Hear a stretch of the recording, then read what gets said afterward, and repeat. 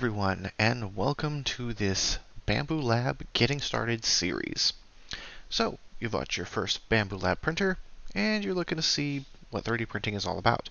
Maybe you're new here, maybe you've done some research, watched some YouTube videos, but you really want to get down into it and kind of see how to start 3D printing your files. So today we're going to jump into Bambu Studio and we're going to show you how to actually get started slicing your first files and getting your right. So here we are. When you fire up Bambu Studio for the first time, you'll probably be prompted after it installs with a screen that kind of looks like this. Up in the upper left, you probably may not have an account yet. If you don't, sign up for one. Make sure it's the email that you want to use because switching it later can be a bit of a hassle. So make sure that you use the proper email that you want to be tied to your Bambu Lab account. So go ahead and log in up here. You can see I'm already logged in with my logo and everything. So the next thing it's probably going to ask you is what kind of device you have to be set up. So I'm going to go ahead and bring up that menu here. It's going to ask what kind of printer selection you want.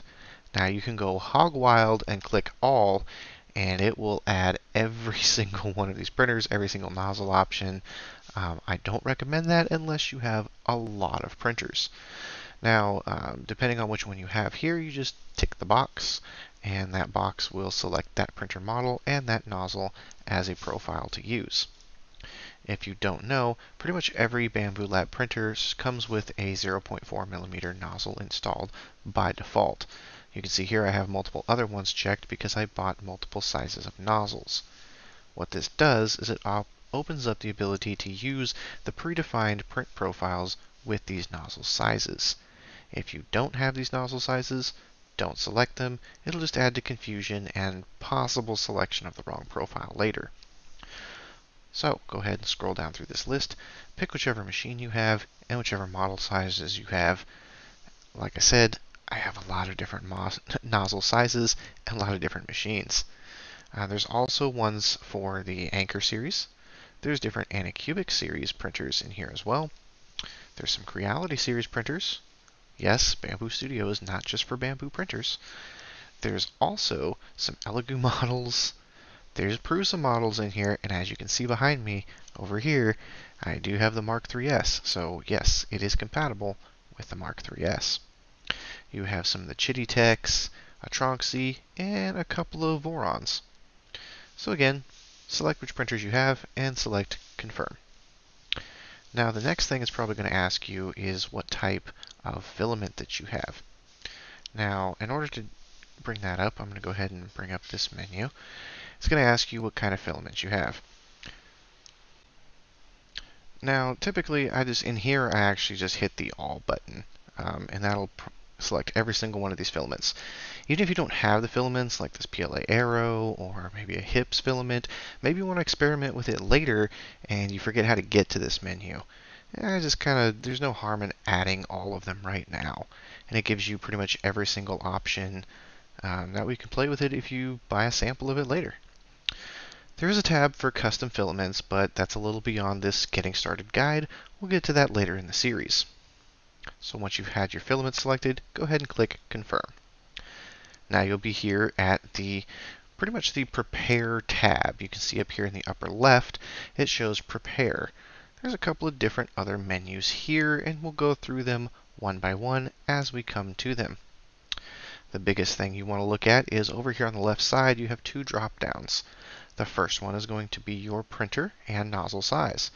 Make sure that you have selected the correct printer and the correct nozzle size. As you can see here, I have a lot of different options, and if you select, say, a P1P when really you have an X1, typically you'll get a warning when you go send it that it's not the correct printer. It's okay. If you do, just come back here, select the proper printer and the proper nozzle size. The second one is the plate type. This is very, very, very important. Do not select the wrong plate type. The printer itself does not know which plate you have installed until it starts to go to print. Now, on certain models of printers, such as the P1 series and the A1 series, they do not have LiDAR detection, and therefore they're not able to scan the little QR code on the front of the plate that you can see here, which tells it which plate type it is. So if you select the wrong one, it's going to assume that you know what you're doing and just keep printing for that plate configuration. Now, if you have the X1 Carbon, they pretty much all ship with textured plates by default. They used to ship with this cool/engineering plate, but I think they've since changed that. Same thing goes for the P1 series, they're pretty much all textured plates. The A1 series can vary depending on the configuration you get, so just make sure you get the right one, otherwise the first layer probing and the temperatures won't be right and you're going to have print failures. This is the #1 issue I see with new people printing on these machines, is they default to the cool plate and it ends up failing their print. If you forget, you can look over here. The plate actually tells you what type you have selected. So as you see, I change it to textured. It tells me I have the textured plate. So that's the first two main things to get started. The third, and also equally important thing, is to make sure that you have the right filament selected. Most people start with PLA of some sort, whether it's Bambu or a generic PLA. Over here, the color doesn't matter so much right now, but it will later when we get into multicolor printing. So I suggest you go to this drop down and you take a look at all the different presets that you have. Like I said, if you click the All button, you'll have a pretty long list. You can either go with Bambu PLA, there's a couple of different varieties. There's generally basic will work for most prints. If you don't have Bambu PLA, if it's Hatchbox, Amazon, or something else, just select generic PLA. The reason for this is Bambu PLA is specially formulated to print at extremely fast speeds. If you select Bambu PLA and you are running a non-Bambu PLA, you're going to have print failures because most PLA on the market is not formulated for this high-speed printing that these machines do. This is the second most common issue that I see new users have an issue with. They select the wrong type of filament in their printer. So, to recap, first thing first, make sure you have the right printer up here. Make sure, secondly, you have the right plate selected. And thirdly, make sure you have the right filament selected. Now, let's get into what slicing a model looks like. Slicing a model, some basic controls in Bambu Studio.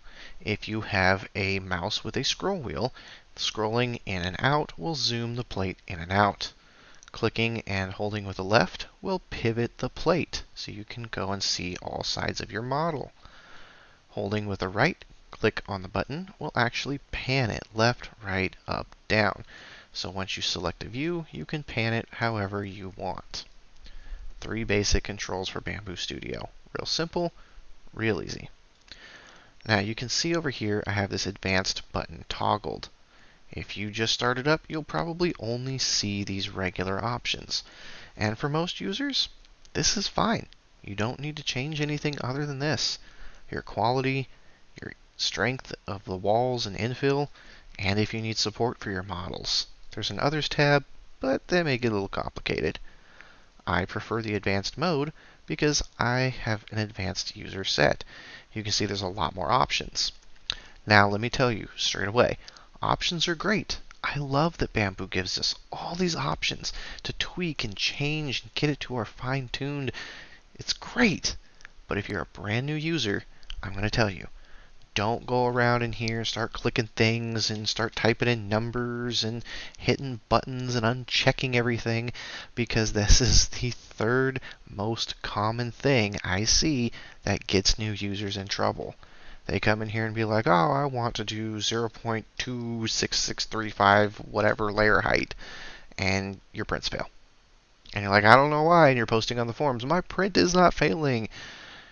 Anything that is orange highlighted in here with this little circle means that it is not default settings. It warns you. It even puts a little asterisk up here. So if you're having trouble, you can just click these little buttons and it goes right back to defaults. Or if you select a different profile, say I wanted to do slightly higher layer heights, it'll warn me, oh, there's a difference. What do you want to do? I'm going to discard it so it goes back to default. Same thing, going back to point 2, everything's default. So for the purpose of this tutorial, don't click the Advanced tab unless you know exactly what you're doing. We're going to go through it very basic. Alright, now that we have some caveats out of the way, how do we get our first print going? Well, there's a couple of different ways. First off, up here there's a little Add button. What you can do is you can click that button and it'll open up a file explorer. You can find your files by finding where you have saved them. Typically turned out in your downloads folder. Now, with Bambu, there's two different main file types, STL and 3MF. STL has been used in the community for close to 10 years, and it's the most common file type. 3MF you'll probably get from somewhere like MakerWorld, which includes all different settings, as well as any color options. But for now, let's start with STL, because most people are familiar with that. So I'm going to click the Add button. It's going to bring up a giant list of all my 3D Benchy pieces that I have here. And I just choose the Benchy because it's easy, everybody knows what it is. You can see here's STL, and there's 3MF. So let's start with STL, and we'll go ahead and click Open. What it does is it loads the Benchy right here in the middle of the plate. Typically, it will try to load it in the most center portion of the plate if it can. If it's too big for the plate, it's going to not know what to do, and it'll give you a little warning over here. This little pop-up is your friend. Pay attention to the pop-ups. Right now, it's just telling me what object I have selected, what its maximum dimensions are, and its volume. If I click away, it goes away. However, you'll see a few more informational tidbits as we get ready to prepare this for printing. So how do we prepare this for printing? Well, on the left side, you can see you have different profiles. Right now, the 0.2 mm strength profile selected. This is known as your layer height profile. Right now, what it's saying is each layer that is printed from this will be at least 0.2 millimeters in layer height. This is a pretty generic, pretty middle-of-the-road type of profile. The only difference right now is that it's the strength profile versus standard profile. The difference is the strength profile will add a few more walls to the part to make it a little bit stronger. For most things, such as a 3D Benchy, I'm not going to run over it with a car, it's not going to hold any weight, I probably don't need the extra walls and the extra material. So with everything being as default as it is, you can go up here and click Slice Plate. What this does is it runs through the program and it gives you a preview. Now you can see it automatically switch to the Preview tab up here on the left. It gives you a preview of what this print will look like once it's printed. You have a bunch of information over here, mostly about how long each thing is going to take to print. The big interesting pieces are down here. How much filament in grams it's going to take, how much it's going to cost based on the filament at, I think it's around $20 a roll for generic, how long it's going to take to prepare to print, that's bed leveling, that's this calibration, and then how long it's going to take to print the model. And then finally, a combination of everything. So as we zoom in, you can see the actual layer lines on the Benchy. This is at 0.2 layer height. If you want to know what each layer height is, you can actually come up here and click down to layer height. And you can see the orange matches up with the orange here. That's 0.2 layer height. There's a bunch of other options you can look at under here, but typically most people are going to look at layer height, the speed, which will show you which regions print faster, and really the line type. And what you're looking at here is you can see there are some blue highlights, which is overhangs. You have orange for outer wall. And if we use the scroll bar on the right-hand side, click it and drag it down, you can see every layer as it prints through the Benchy. This scroll bar is going to be your friend. This helps you look for any issues that may pop up in a print. As you notice, as we get closer up here, you can see the little overhangs start to reach out to want to touch one another. These overhangs will print without a problem. They're not very big, and the part cooling will typically cool them. If they were larger and a longer distance, you may have a problem and you may need to add some support material here because 3D prints don't like to print in midair. Gravity is not their friend. So now we've looked at how to import a part, how to slice it, and how to look at a few of the settings and scroll down all the way through the Benchy. You can see here in the Benchy, this is what's known as infill. This is what gives your part some density and also some strength. You can see here that we have a yellow wall and an orange wall. These are what's known as perimeters. These also add to the strength of your part. These settings can be changed. We'll get to that in the next video. For now, let's focus on how do we send this to the printer. Well, that's a very easy thing to do. As you can see, next to the slice plate button, which is now grayed out because we've already sliced it, there's a print plate button. Now, if you click the arrow, it gives you a bunch of different options. Print plate will print this plate.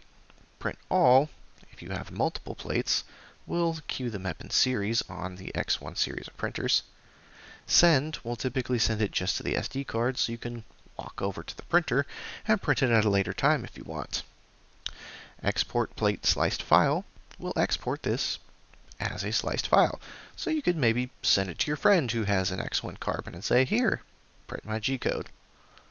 But for now, we're just going to focus on print plate.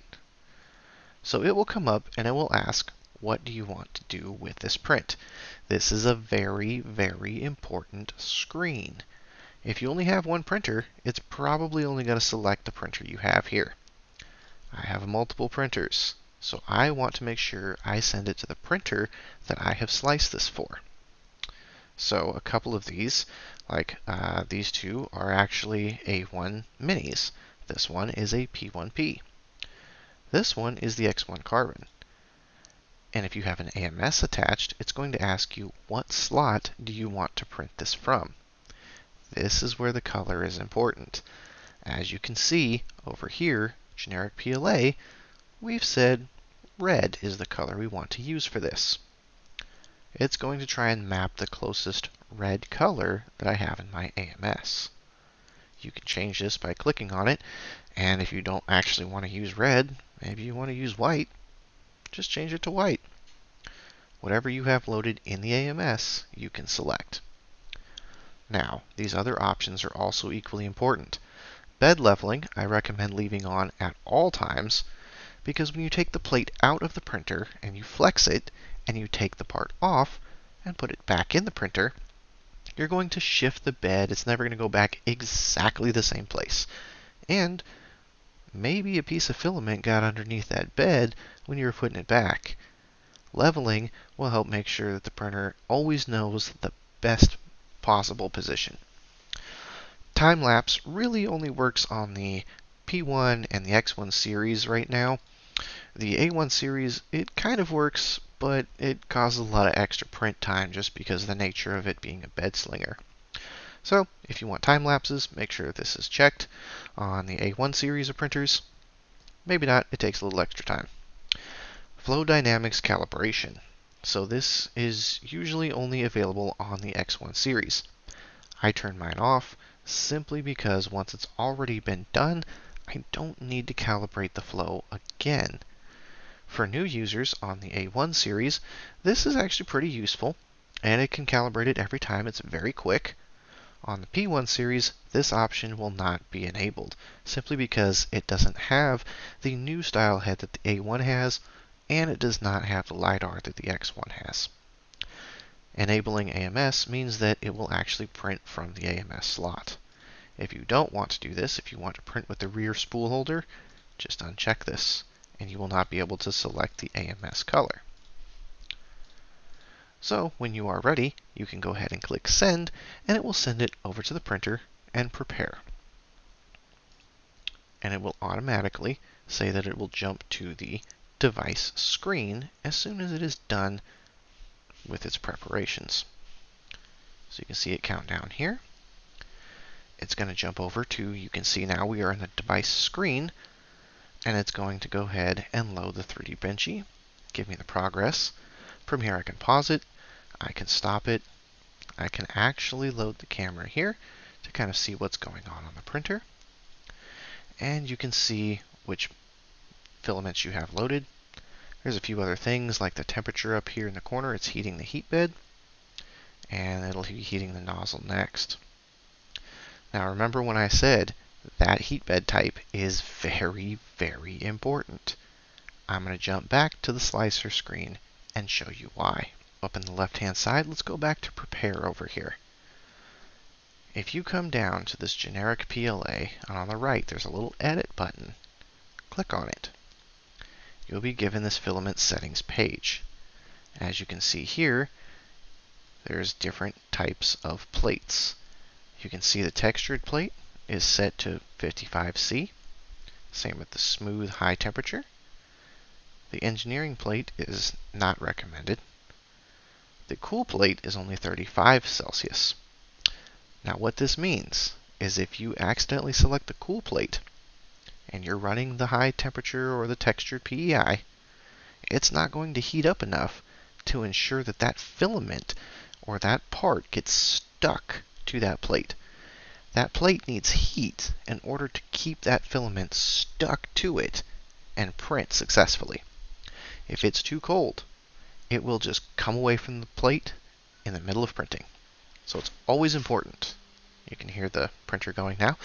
It's always important to select the correct one. Now, if you accidentally select the textured plate on a cool plate, it's probably not going to fail to print. It may wear out your cool plate a little bit faster. So now on the device screen, I don't want to actually print this benchy. Maybe I made some mistakes. So I'm going to go back, and I'm going to just hit stop. And if I really want to, I can hit confirm. And it will cancel the print and tell me it was done. And you can see here in the video that nothing happened. Now sometimes the filament itself will be loaded, sometimes not. If that's the case, you can simply click on it and select unload. However, nothing was actually loaded, so we're okay. So that is how to set up, get started, load a part, slice it, and send it to the printer. You can also slice a model simply by going to the Preview tab, and it will automatically slice as well. So that was a quick video on how to get started with the Bambu Lab printers. Now, in the next series of videos, we're going to go through a few more settings. We're going to go through how to change the infill percentage, how to make it stronger, how to save some filament, and then we're going to go through every one of these little buttons up here. What does it do? Why do we have them? What are some advanced things that we want to do? But I hope this gives you a few tips to get started setting up Bambu Studio to print with your printer and your filaments. So until next time, we'll catch you later. Bye now.